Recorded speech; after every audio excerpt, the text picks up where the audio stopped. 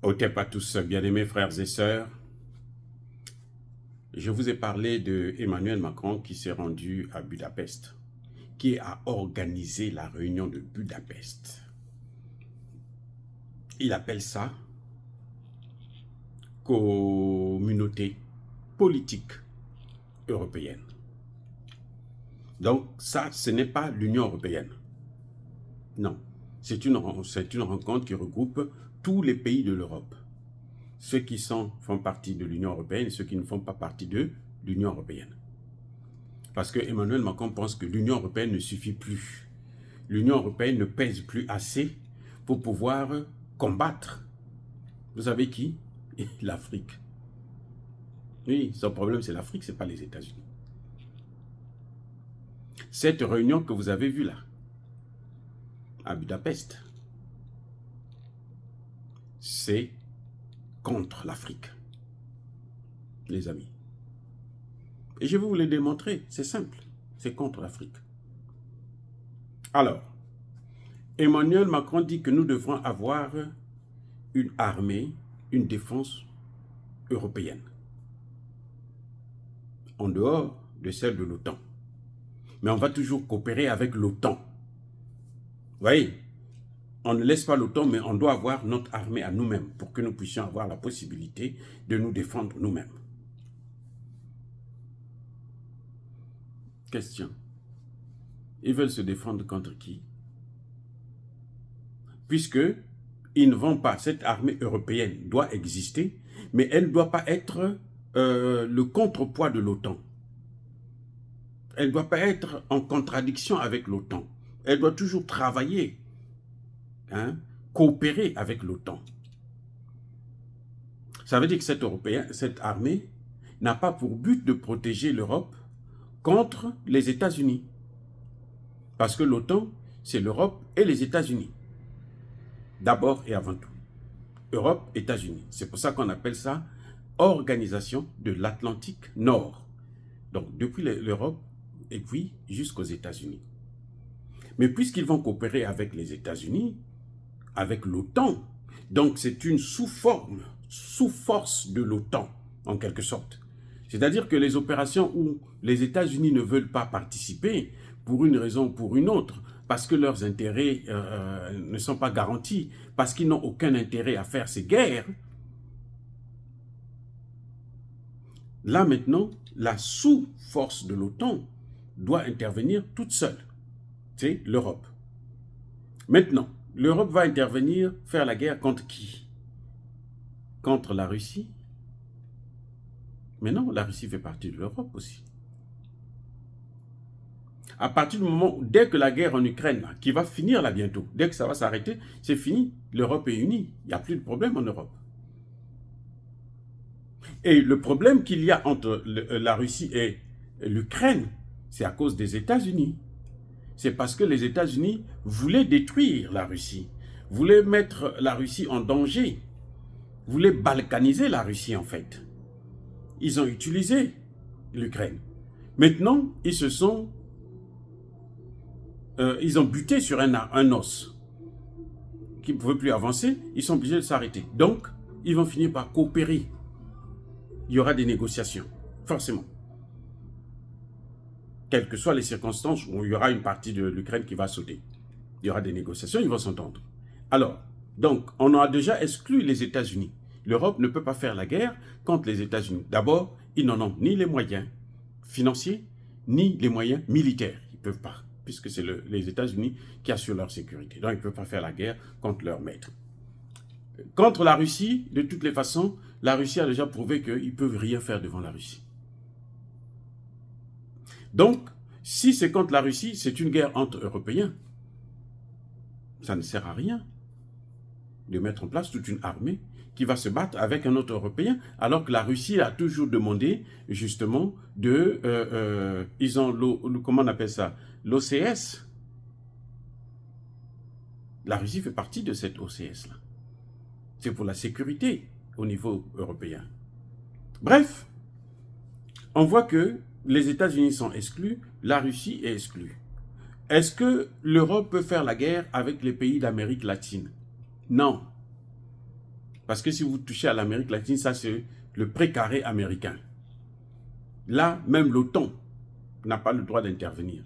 Les Américains interviennent là-bas seuls, comme ils le font au Venezuela, comme ils le font, comment vous appelez ça, avec les Houthis. Maintenant, question, il reste donc la Chine, le Moyen-Orient et l'Afrique. Est-ce que l'Europe peut faire la guerre contre l'Asie, contre la Chine ou contre l'Inde? Non, c'est pas possible. Puis ce sont des puissances nucléaires. Donc on n'attaque pas une puissance nucléaire. Et oui, vous ne pouvez pas faire une guerre contre une puissance nucléaire, sinon vous déclenchez une guerre nucléaire. Donc l'Europe ne fait pas la guerre contre, ne prépare pas une guerre contre l'Asie. Voilà, donc États-Unis exclus, Russie exclus, Asie exclus. Il reste maintenant le Moyen-Orient. Au Moyen-Orient, Israël est avec l'Europe, puisque l'Europe soutient Israël dans tout ce qu'ils font dans les pays arabes. Est-ce qu'ils peuvent attaquer l'Europe, les pays européens, là, sans les États-Unis? Est-ce qu'ils peuvent faire la guerre contre les pays arabes? C'est pas possible. Ils peuvent pas, même seulement l'Iran seul, là, ils ne peuvent pas attaquer l'Iran. S'ils font la guerre contre l'Iran, l'Iran va les massacrer, puisque l'Iran est soutenu par la Chine et par la Russie. On exclut aussi le Moyen-Orient et le Proche-Orient. Il reste quoi? Il reste l'Afrique. C'est l'Afrique qui est vulnérable. C'est l'Afrique qui sont en train de viser là-bas à Budapest. Emmanuel Macron est en train de dire aux Européens que, il l'a répété là-bas lui-même, que l'initiative que nous avons eue dans le Sahel a marché.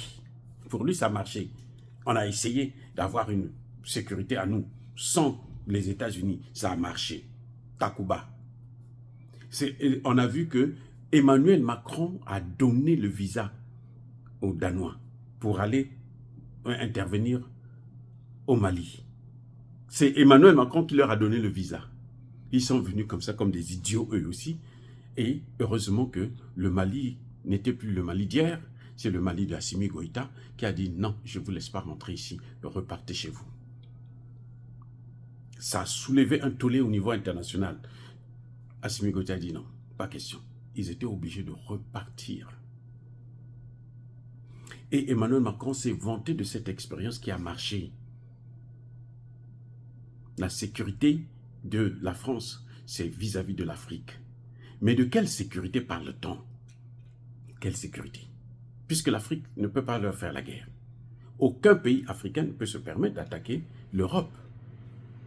Même un seul pays européen, aucun. Et ils le savent, ça n'est pas dans nos intentions. Ça veut dire qu'ils veulent une armée pour envahir l'Afrique. Les amis, voilà comment Emmanuel Macron est fou.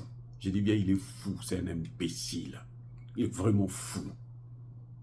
Irrécupérable, il n'y a rien à faire. Vous ne pouvez pas le traiter, c'est fini. Tout ce que vous avez vu à Budapest, c'est pour l'Afrique. Il demande aux pays européens de s'entendre pour qu'ils puissent envahir l'Afrique. Parce que Emmanuel Macron sait, aujourd'hui, Emmanuel Macron est descendu de plusieurs crans. Eh oui. Et la France n'est plus la 6e ou la 7e puissance européenne du monde. Elle est sortie des 10 premières puissances du monde. Écoutez bien, la France est sortie des 10 premières puissances mondiales. À cause du Sahel seulement.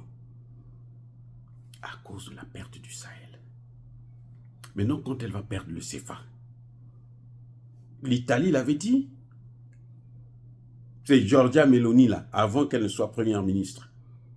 Elle l'avait dit que si la France, les pays africains sortent du CFA, la France va descendre à la 17e ou la 20e place. Encore là, elle était gentille. Elle ira même à la 25e place. C'est pour ça que je reproche les pays africains de ne pas prendre leurs responsabilités. C'est ça que je leur reproche. Tous les pays africains qui utilisent le franc CFA, tous, y compris ceux du Sahel.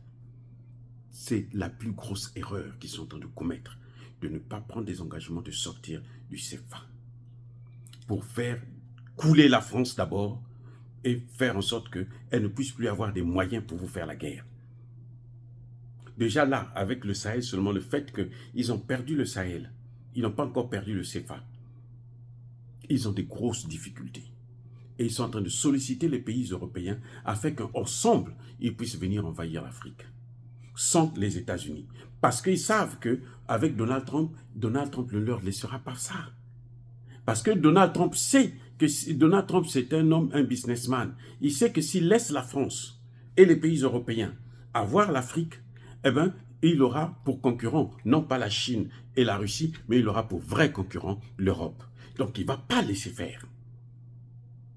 Vous voyez? Mais les Africains, ils se disent qu'on attend que les Américains puissent maintenant nous coloniser. On va laisser les Européens, que les Américains viennent prendre la place. C'est ça le problème, notre problème. Mais qu'ils sachent, et je vous répète encore, la réunion de Budapest, là, Emmanuel Macron s'est vanté de l'expérience du Sahel. Vous savez que quand ils sont venus dans le Sahel, pendant 10 ans, ils n'ont même pas neutralisé un seul terreau. Même pas un seul. J'ai dit même pas un seul. Alors qu'on voit aujourd'hui, il y en a qui sont, les terreaux là, eux-mêmes, ils sont en train de fuir. D'autres sont en train de donner les armes maintenant. Ah oui, la reddition complète. Vous voyez? Donc, les amis, l'Afrique, nous devons nous préparer contre ces Européens-là. Un, il faut éviter de prendre leurs aides. Parce qu'il faut qu'ils comprennent qu'on n'a pas besoin d'eux pour vivre. Même si on peut être pauvre, qu'ils nous laissent dans notre pauvreté. Parce que l'aide là, c'est l'aide là qui apporte la paresse. Ça nous rend paresseux. On nous donne le poisson, nous on a besoin qu'on apprenne à pêcher. Eux, ils font que nous donner le poisson, on n'a pas besoin de ça. On ne va pas évoluer comme ça. Et il faut que les Africains puissent sortir du franc CFA. À commencer par les pays du Sahel. Qu'ils sortent du CFA, qu'ils sortent de ça.